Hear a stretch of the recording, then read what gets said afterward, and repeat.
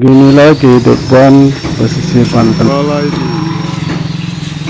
Jadi ada yang sedang nelayan, banyak perahu yang tambat kapal diperbaiki dan banyak aktivitas lainnya yang berlangsung.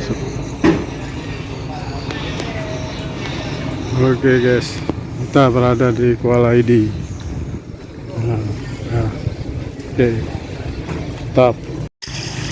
Ini ke usaha kedua, usaha ikan asin.